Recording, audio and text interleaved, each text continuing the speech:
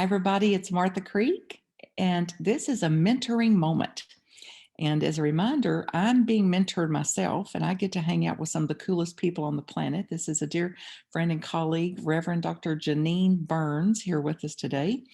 And thank you, Janine, for saying yes to this. And I can tell you, and you'll get to see for yourself, friends, and those of you listening, you may not get to see it, but you'll get to hear it, that you're going to meet where passion and purpose and making an anthem into actionable steps is going to come in, because I've witnessed this in you, Janine, since the second I met you, honey, and your passion for life and living and being about something. And just before we hit the record button, before I did, um, you said that this is a time that the world is awakening.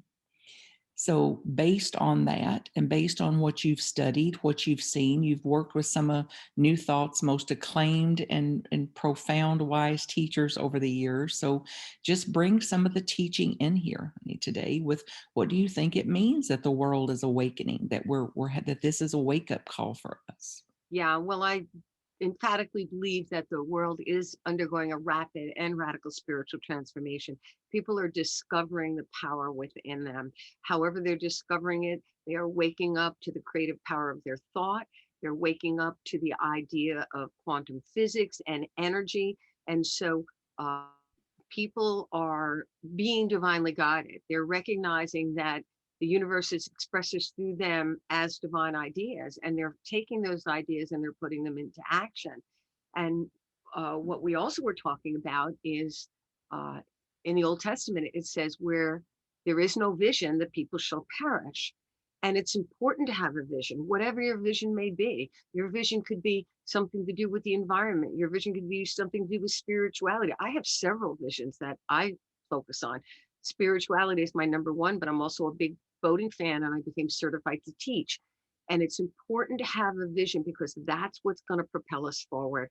And it's the energy of that goal and vision that will keep us drawing and attracting people, circumstances, event that resonate with what we want to do and will move us along the pathway of our vision and goal. And it's so inspiring to hear that. So that prompted that this discussion today is like my doing these mentor moments. I was so impulse to do it. And I really didn't see like practically how's it going to happen or whatever, but I know to surrender to that impulse. And it's like, I don't know what they're for. I don't know who will hear them. I don't know where they'll end up.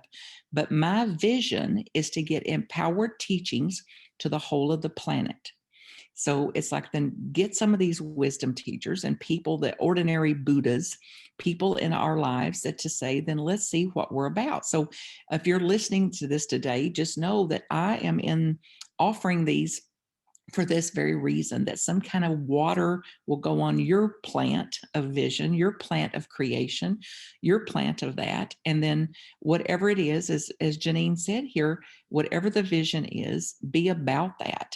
So it's like you won't have our visions, you won't have the interest that we do, and you have something though that's important to you. And as Janine said, it doesn't matter what it is, just be about whatever you're about. And there's demonstrated scientific proof that having something to go forward to go into, to have hope for, and to have something to live for, to work about is good for our well-being all the way around. And Definitely. And especially now when we've had such change with the pandemic, people are feeling lost because our references are different. I mean, how many times have you thought, gee, what day it is? Because you don't have the typical references that you would have. And so now more than ever, it's critically important that we do have some kind of vision. And I wanted to tell you two that caught my attention this year. Um, One of them is I got into tapping, emotional freedom technique. My website is totallytransformationaltapping.com. And what I did is studied this in great depth, great depth. And I got a coach, and I think I surpassed my coach because I did so much studying on it. And what I really learned about the tapping, it's all about self acceptance and self love. And there was a lot of what I would call negativity because in New Thought, we really believe in the creative power of our thoughts and our words. And it would say something like, I accept myself with all my problems and limitations. And I kept thinking about that. And why would we need to name the negativity? And so I changed it to, I totally love and accept myself no matter what, no matter what. And I just want to show a really quick something. This is so amazing. If you touch yourself on your collarbone about 3 inches down, 3 inches over, there's a spot that's a little tender. And if you rub that, you notice how you feel and then rub it. I totally love and support myself no matter what. And you say that over and over, maybe half a dozen times, you will notice an energetic shift in your body. This has been scientifically proven. It was very important to me. I've been ordained for 32 years. It was very important to me not to do anything like, weird, crazy. And this is totally scientifically supported that you can touch energy centers on your body and shift the energy and also shift your consciousness, shift your awareness, shift your perception, your understanding. So that has been something very exciting. And my commitment is I'm teaching anybody for free. If you want an advanced session, of course, then I schedule that. I'm happy to teach anybody for free. And my website, if you go on it, it will show you there how to do it. Everything is there, but you can contact me and I'm happy to do that. Happy to schedule some time with you. And then, Well, let's pause there, honey, for before you go to your second one, because this is profound. So I've witnessed you doing this. And you said just before we started the recording again this morning that one of your teachers said, don't leave your brains and your car when you go into a church building. Don't leave your brains in the car when you go into your spiritual groups. Don't leave your brains in the car when you're learning something new. right, Or and I bow to you for that, honey. And that teacher that said that we have got a brain to do critical thinking, for critical thinking, discernment, for rationale, for logic. And there's things mystically that can't be seen, that can't be expressed, that cannot be described. And so it's a combat, there's that's all included in there. But there's nothing when you offer something like you've offered here, Janine, a technique, a proven technique, it's been around for decades and centuries in some ways or another, millennia, called something else, but energy work. And it's free. It's possible that I'm encouraging you listeners to give it a go, to test it. There's no reason it cannot harm. right? And there's nothing to lose from it. So give this EFT, emotional freedom technique, a chance and see what happens in your own life. So you're not believing Martha or Janine, that you give it a go and test it for yourself. And she's got the website here listed for you. The technique is there. It's all over the internet. You can find it anywhere. And also to have a session with Janine, if that speaks to you, to go more in depth of it, if that's your impulse to check that out. So thank you for following that and for offering that, honey. And And I've witnessed transformation in you since you got into that, honey. yeah, well, it's really is remarkable and putting a positive spin. I think a lot of people got turned off to it because it seemed like a negative thing and they didn't want to do something negative, but it doesn't need to be. I mean, I know people who don't even do the process. They just touch the energy centers on their body every day, like just like you brush your teeth every day. And yeah, it's remarkable to clean out any emotional negativity or any traumas from the past. I mean, right now, the Veterans Administration accepts it as a form of therapy for post-traumatic stress disorder. That's how magical it is. It's just, and it's so simple. It's so simple. Well, that's my favorite part, the simpler, the better for me. Now, what else, honey? You said there's two. So what else did you get into? Well, what I'm studying right now is becoming a certified end-of-life doula. And we spoke really recently, and you said, "Well, you already are that." And I agree, I am, because my ministry right now is focused on doing celebration of life, memorials, and funerals, rather than focusing so much on the religious side of a funeral. We're focusing more on the person and their spirit and what they gave to life and during the services, speaking about managing a grief, or as the word you use, which I love and I've been using all the time now, integrating grief, because you never get over grief. You Mhm. never get over. My mom passed away 13 years ago. Yesterday, I was driving down the street thinking of something, and I got filled with emotion. And fortunately, I know techniques to manage stress and techniques to manage moving that emotion through. Mhm. And so I decided to take certification with IAP College, become an end of life doula, and they can do many things to serve. My hope was that I would learn even more skills to work with people who are grieving, either people who have someone who has just made their transition, they have just passed on, or someone that it's imminent. Not only does an end of life doula that the field is wide open, they also work with people who are making their transition and help them uh, make their transition with dignity and respect. They also help people grapple with mortality. When someone realizes, you go, gee, in the manifest universe, I'll probably live to be around 100. I've got this much time left, and to really look at it. What do they want to do with that? What does that mean to them? How do they believe about that? And someone facing the loss of a pet. That's another direction that an end of life doula can work. And so it's pretty exciting because it's really wide open. And I just love learning. And I thought, well, even if I only learn one, two, or three ideas, and you agreed, do it, do it. And what I'm finding it interesting, this course is so well researched. There are so many links in this and that. So I'm just getting all caught up in studying and reading and keep on saying, okay, universe, okay, creative, whatever it is. I am open and receptive. I know I'm supposed to be studying this. I'm not exactly sure what I'm supposed to be doing. I have an idea, but I trust the process of life. And I know I will be divinely guided as I finish for my next step. That's the way the universe works. Yeah, I think it's oh, I'm sorry, honey, go ahead. Would you I was going to say the way universe works, the energy of love and divine guidance, always getting divine ideas and that energy of love, following that feeling and that inner guidance.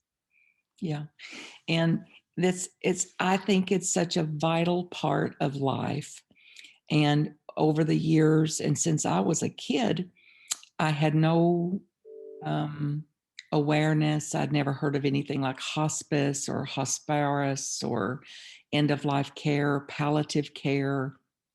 And I've watched that develop over the years, honey. So I believe this is the next iterations of that. Agreed. And that it's a way then that you are understanding that hospice, and I've never looked up the word, you may know what it means, honey, but that there's such care to be given to life, to the spirit, to the families, to the emotions, to all aspects of our being in the transitional time and in the separating from the body and leaving the body. And there's all sorts of nuances and intricacies in the emotions and emotional binds and traditions and cultural things and historical things, and not to mention psychic and our spiritual things, honey. So I bow to you for your calling in this and your fulfillment of it, and to anybody else that's called to serve in this way. And I celebrate the fact that there's somebody here in ministry to this, honey, ministering to people, to souls passing, and to families that are witnessing this. So Thank you. Godspeed in it. Thank you. And uh so someone who's an end of life doula, it doesn't necessarily have to be at the end of life, but what they're doing is they're filling the emotional gap between doctors, family, and looking at attitudes about dying, but just attitudes about grieving. There's so many people right now. This is one of the things that impelled me to do this. This is an open field. When we talk about grieving, there's so many people right now, they're grieving their job, they're grieving the changes from the pandemic. As a nation, as a world, the race consciousness right now is grieving, and so many people are perceived. Oh, they say, oh, I am depressed. I always correct them and say, no, no, you feel depressed. You're not. You feel depressed, and they're not really depressed. They are grieving. And when you begin to understand that and learn tools to manage that, you can walk through it with dignity, you can walk through it with integrity and respect for yourself. And that's what I think is so critically important, is supporting people, learning to deal with pandemic fatigue. That's what I want to help people. And Mhm. that's how I'm going to work. And this is somehow wrapping itself all together. Otherwise, I wouldn't have been divinely guided to do this. I just wouldn't have been. I would have been out there teaching another boating course, or giving another sermon, or giving another workshop. Yeah. Well, I can't know you, honey, and it's been mentioned twice here, so it's like finding its way into our time here, this little interview, to look at your boating, honey, and that how that it's so important. I believe your boating is its own ministry, It and is. what it does to bring you toward your own goals for life. It's also a great use. It challenges you, I know, Oh, and yeah. it's a great use of your skill. It's also as spiritual as can be with the elements and what you have to be mindful of and holding a much broader vision than just, I want to go boating today. So let's hear about that now. Let's talk about that, honey, what boating is for you, how Ah, you got into it, what you believe about it, how what you learned from it. Let's just open up the door here to hear about your ministry of boating. okay. Well, I'm excited about that. And I think the biggest reason I'm excited about is water is the most powerful thing for grieving, not only for grieving, but it's the most powerful thing to nourish and revitalize your soul. I have a funeral website. It's youarethelight.org. And on the page, we have a drone from a Long Island Sound. I live on Long Island, looking at the water, and the pictures flip every few seconds because you could just look at water, you could drink water, you could wash your hands, take a shower. Water is very, very nourishing for the soul. And so that's one thing. And I was brought up on the water. I mean, I was a little girl. I wasn't allowed to have a bicycle because they were too dangerous, but I could take out a boat by myself. So figure that one out. I also often think about that. And then so what I decided to do is become a vessel safety examiner, because people think boating's easy, but it's really quite dangerous, because obviously you can fall in the water and that could be troublesome getting yourself out. So I became a vessel safety examiner. What you do is you just check boats on behalf of the United States Power Squadron and behalf of the United States Coast Guard to make sure they have safety equipment. And then I decided, well, why not become a teacher? Because there weren't a lot of women doing it. And I want young, I remember when I was, 15 years old, I wanted to be a launch boat driver. They wouldn't let me because I was a girl. And I want young girls to see females doing what I'm doing. So that really impelled me. But in terms of my ministry, I have affirmation cards, little affirmation cards. People want to contact me. I'll be happy to send them to them. And they're all different topics. Um, one of them, here they are. Actually, I have a whole bunch of them right here, and they're all different ones. There are ones on forgiveness. This one is on prosperity. It says, the divine presence within me is constantly providing me with abundant good. I have complete trust in my divine inner source. My mind is filled with ideas that empower and enrich my life. And what is so exciting is people know that I do these and they ask me for them. And as part of my boating ministry, it's just I hand out affirmation cards all the time. This one is, I'm lovable, loving, and love. Spirit expresses through me as love. This one is, I'm in charge of my thinking. I cannot control external events. I can only control the internal events of my mind and emotions. So when I'm out there doing vessel safety exam, I'm planting little seeds. I'm not telling people what to think or how to think. I'm just planting seeds to to support them in how to think. I don't want to tell them, but I want to support them in that. So that's a big part of my ministry with the water, is teaching practical spirituality in kind of a stealth kind of manner, because I was never really into proselytizing. I just, want to make it available. Here it is. If you want more, I'll tell you where to go. I'll support you. Yeah. And I have a boat. I have a good sized boat. I have a boat. It's Shamrock Mackinac. Uh, it's 26 feet, but the overall length is 30 feet. So it's nice because I can operate it by myself, but it's a little on the larger side to do that. But it's exciting because we can go out fishing and catch our dinner. We can go swimming. It's been really, really nice. And also on the boat, there's been many times this summer where people have said, well, give us an inspiration, Rev. People call me Rev, and name a topic. Let's talk. So that has been definitely a part of my ministry.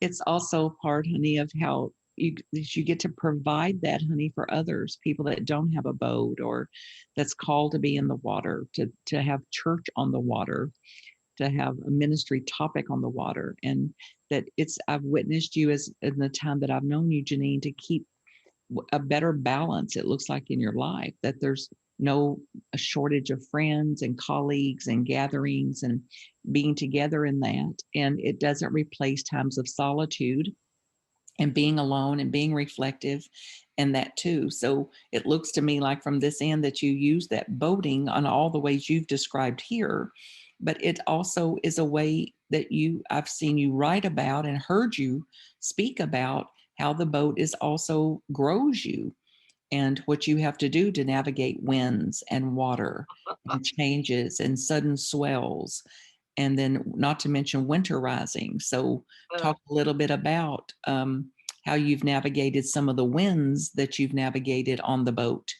and when there was a change of course plan, or when you the tendency would be to freak out or get shocked or worried or panicked or something, how you deal with some of those things that being out there in those elements have brought you.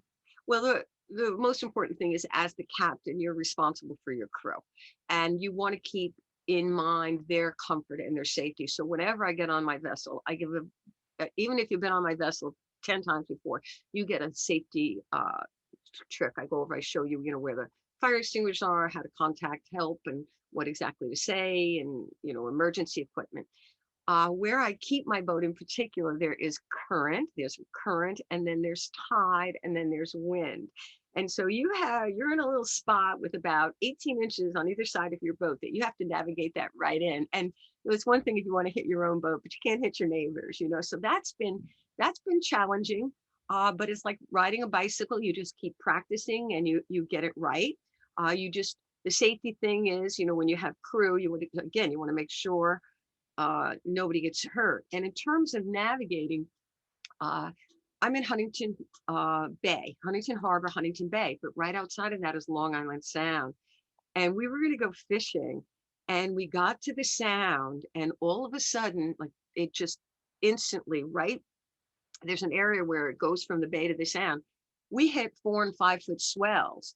And I'm like, yeah, baby, let's go. This is going to be psych. And I turned and I saw the lady next to me turn pale. I literally saw her turn pale. And I said, okay, we're going back. And I everybody already had on life vests because it's just important to do when you're going out there. And so what do? You just, okay, God, tell me when to turn. I call God Gotti. Come on, Gotti. What do I need to know? Because I find that to be affectionate. And then you wait until the perfect moment. And you need to be careful of two things. Pitch polling is when the rear of the boat can come up, but you also want to be this way. And uh, it's very difficult to tip over a boat, but it certainly isn't impossible. So you have to really plan for that, which wave to take, and how you're going to do it and how you're going to get back around. And so I'm really focused on safety. Some people say I'm overly safe, but I follow the rules, and that works well for me. Well, it sounds like such integrity, honey, even for you to lead that I'm the captain of the vessel. I'm the captain of the boat. Therefore, I'm responsible for the vessel and the crew and the passengers and everything else about this. So it's easy for people that don't assume that kind of responsibility to say that you're too safe or over Right. cautious or something like that. And that's within your integrity, Janine, to make sure that that's already always in place. And people don't necessarily understand that. Like, we've made plans, and you never know until that morning when I've gotten down there. And when it's northeast wind more than 5 miles an hour, that boat does not come out of the slip. And I mean, Mhm. I have people practically crying, and they're looking around. Well, sorry, we're not going because it's just not safe. Yeah. So, but it's very, very healing. And it's just being on the water is just the most magnificent thing. It is just magnificent. I know how immature I've been over the years because I've booked fishing trips. It was one of my favorite things. My mother was a big fisherwoman, and she didn't go on. We didn't have boats and all that. It was all done from a creek bank or from around a pond or something like that. So there wasn't any boats or vessels much involved in there. So I had many opportunities and created many opportunities to get her on boats and to take her out for deeper fishing and bigger fishing. And that when I first heard, like, we don't know if we're going or not. I'm like, what do you mean you don't know if you're going or not? Like, if you say you're going to go, then go. Yeah, not And a I was so immature about it, so naive about just what that meant, that it was somebody understanding the conditions will govern whether this boat leaves the dock or not. exactly. And it later, I got to experience that again when I'd booked skydiving or parachuting or parasailing or anything. It's like we'll have to see, and helicoptering, going up in a helicopter, and these things I'd be doing on these excursions on cruises. And it would be like, well, we'll need to see what the conditions are. And I'm like, well, there's forecasting. You can just look to see what the conditions are. And it's like, well, that's a start, but we'll decide that morning whether we're actually going to go or not. And Exactly. Exactly. how unaccepting I was of that. Like, oh my God, like you can surely figure this out before the morning of. And how I deeply, deeply get that now. Like, and how not just sane and sensible that is, but some indicator that maybe I've grown up just a hair.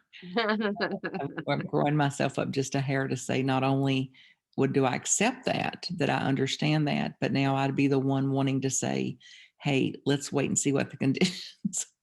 Hey, let's wait and see what the conditions are. And even as I hear myself say it today, it's like I think that's a good philosophy for how I'm going to approach a conversation.